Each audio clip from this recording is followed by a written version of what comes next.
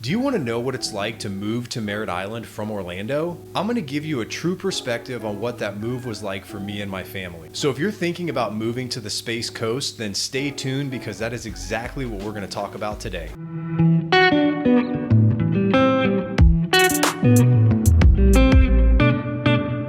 Hey, my name is Joey Guest and I'm a real estate agent right here in sunny Merritt Island, Florida. And today we're going to talk about what it's like moving to Merritt Island from the Orlando area. This is something my family and I did personally, so I'm excited to share my perspective with you and hopefully make your transition a little smoother. Now we're going to cover a lot, so make sure you stick around to the end because I don't want you to miss anything that's going to make a transition like this smoother for you and your family.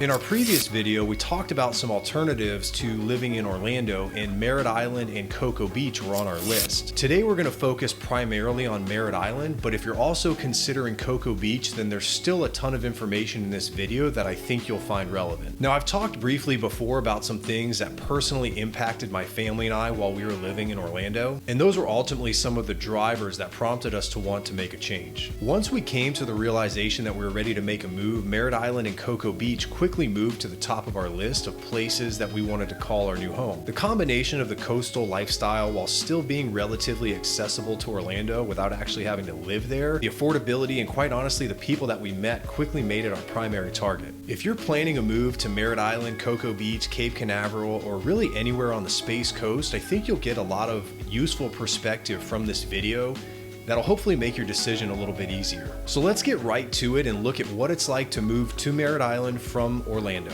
I'll start with a quick overview of what Merritt Island actually is and one of the most common questions that I get. Is Merritt Island actually an island? Technically, I think the answer is no. It's really a peninsula because originally it connected to the Florida mainland in South Volusia County, where it separates the North Indian River from the Mosquito Lagoon. But yes, essentially as far as everyone around here is concerned, it's a barrier island. And when you're in Merritt Island or referring to something on Merritt Island, you typically say on the island. So that's what we're gonna call it for the rest of this video. All right, so when we're looking at the map, Merritt Island is actually a pretty big landmass that spans from the south end of Volusia County around Oak Hill all the way south to the Satellite Beach area.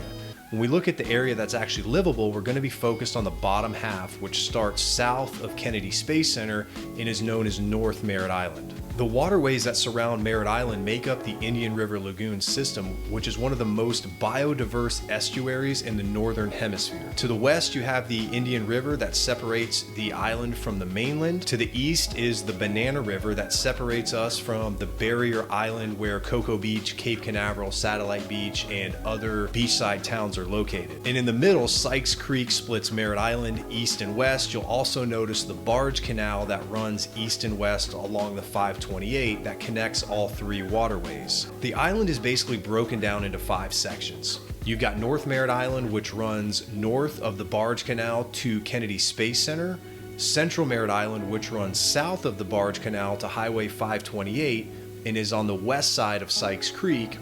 That same section of the island, but on the east side of Sykes Creek, is known as North Banana River Drive, and south of North Banana River, you'll notice a long peninsula on the map that's going to be referred to as Newfound Harbor, and then South Merritt Island, which runs from the 528 all the way to the bottom at Dragon Point. Before we move on, let's take a closer look at each part of the island so you have a better perspective when we're making comparisons to Orlando. Central Merritt Island is the most densely populated part of the island and is where the majority of the shopping district is located. It's also where Merritt Island High School is located, so naturally this is where you'll get most traffic during peak hours along Courtney Parkway or State Road 3. North Merritt Island is more rural, but you'll also find some newer planned developments, and this part of the island has the most room for new development.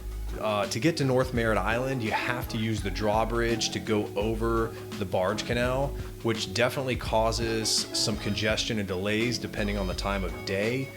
Retail and shopping on North Merritt Island is extremely limited, so you're going to have to head south to Central Merritt Island for the majority of your shopping. Now, North Banana River is a nice little sliver of paradise that's primarily residential and offers views of the Banana River, Sykes Creek, and residential canals. Most of the homes were built mid-century, but there are some newer homes and lots of renovated homes in the area. If you're looking to be on the water, this is a great place to find something on the canal. Newfound Harbor is primarily residential as well and offers more direct riverfront opportunities when we compare it to North Banana River Drive. I think it has a really cool off-the-grid, old Florida type feel, especially on the east side, which is on South Banana River Drive, and it's also home to the new Marker 24 waterfront marina community, which is definitely something I think is worth checking out. Now, South Merritt Island is primarily residential and offers a lot of direct riverfront opportunities like Newfound Harbor. The majority of the homes here were built later century into the 2000s and up to present day. There are still some really gorgeous custom homes that are still being built. If you're in the luxury market, then South Merritt Island off South Tropical Trail is definitely a good place to focus.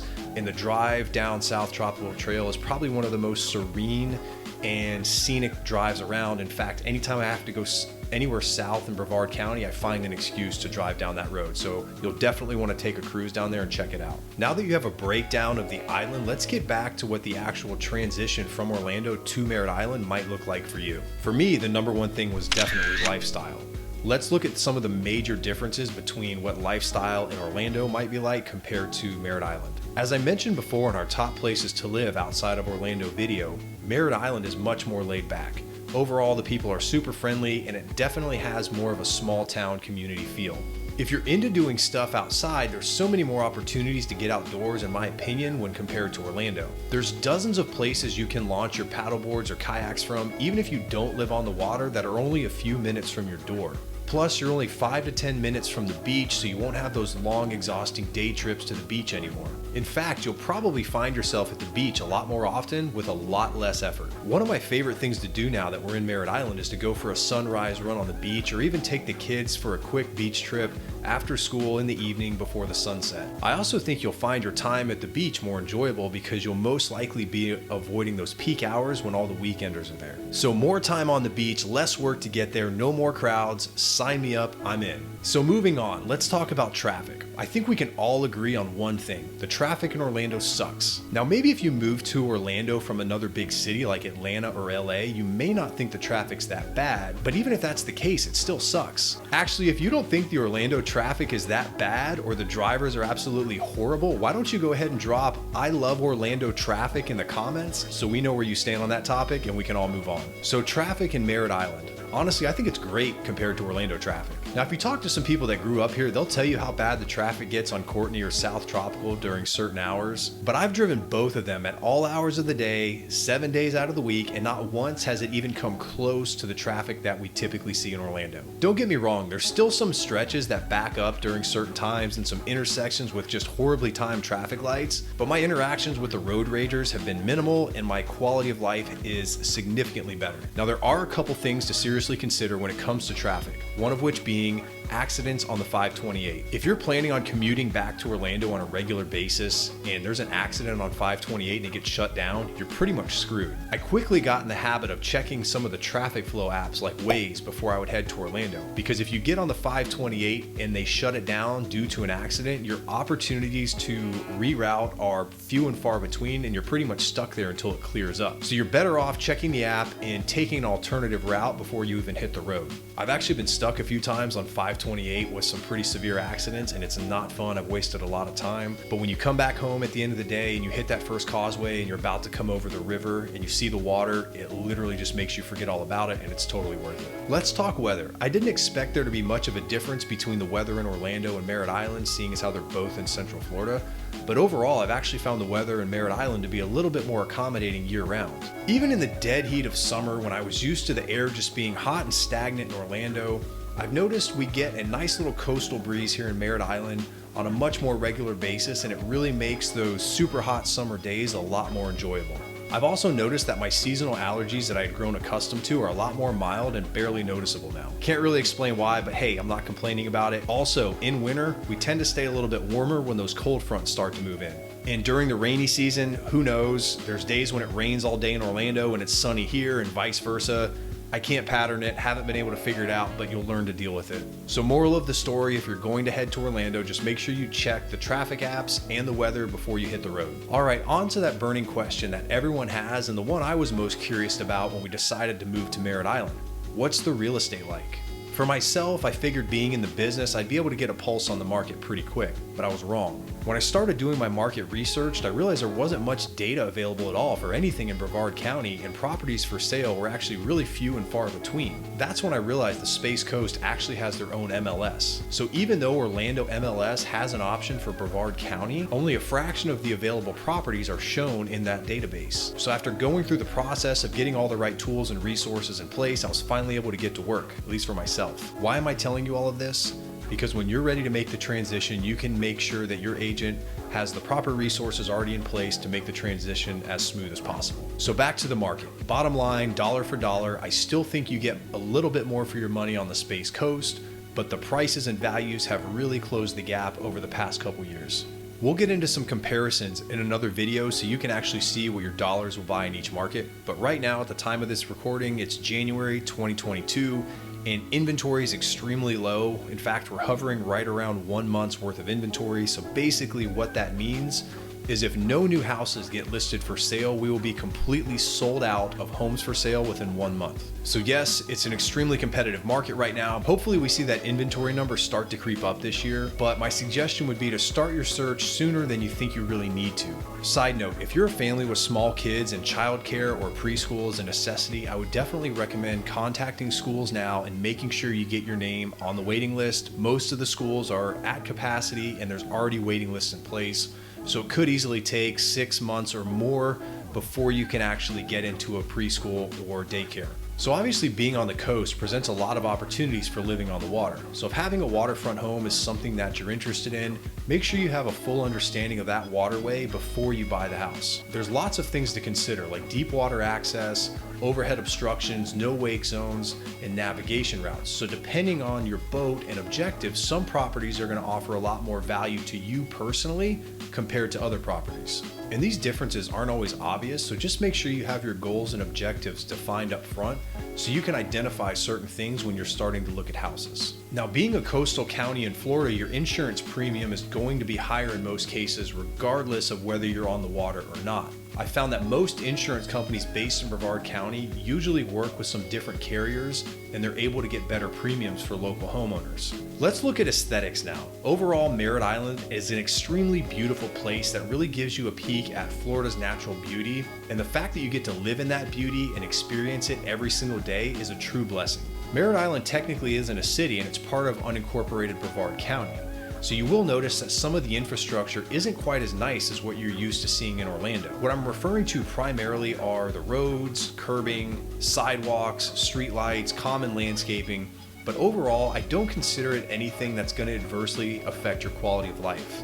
Now, some of the other things that take some getting used to are the limited shopping and retail options when compared to Orlando. You can pretty much find all your go-to necessities on the island, but for example, the closest sporting goods store is 45 minutes away. You're either going to go all the way south to Palm Bay or into East Orlando. Not that I frequent Academy or Dick's Sporting Goods all the time, but when your kid needs something for football practice tomorrow, that quick trip you're used to knocking out in say an hour or less is probably going to take at least 2 hours now. So that's just something to consider. The other thing that really took me a while to get over is the fact that there is no Chipotle. The closest one you're going to find is down in Melbourne, so if that's a staple in your diet, you're gonna have to make some adjustments. Now, there are a bunch of great local restaurants, so you'll definitely have some cool places to check out and try that'll take your mind off those Chipotle withdrawals. Okay, last big negative I've got really might not sound that crazy at first, especially if you already live in Central Florida, because you're already used to a lot of bugs and mosquitoes. But Merritt Island has all those and more, but the one thing that's really difficult to get used to are the no-see-ums. Look, I grew up in Central Florida, so I'm used to the mosquitoes and the seasonal no-see-ums, but we seem to have them year-round. Dead heat of summer, middle of winter, it doesn't matter. You'll definitely have to take some extra measures to mitigate those little suckers if you plan on going outside. So those are some of my biggest takeaways on what it's like to move to Merritt Island from Orlando. Of course, we could go into a lot more detail and cover a lot more topics, but these are some things that stuck out to me personally that you don't always hear about. If there's any questions that we didn't cover in this video, drop those in the comments below and let us know what you want us to talk about next. We talk to people every day selling and buying real estate in Florida, and our team members across Central Florida are ready to be a part of your story. Our contact information is in the description down below, so please reach out and let us know how we can help. We would love to hear from you. Also, make sure you check out our other videos about lifestyle in Central Florida. And if you want to stay in the loop about everything Central Florida, subscribe to the channel and you'll get notified every time we drop a new video. We've got some really good videos coming up and I don't want you to miss out. We'll see you next time.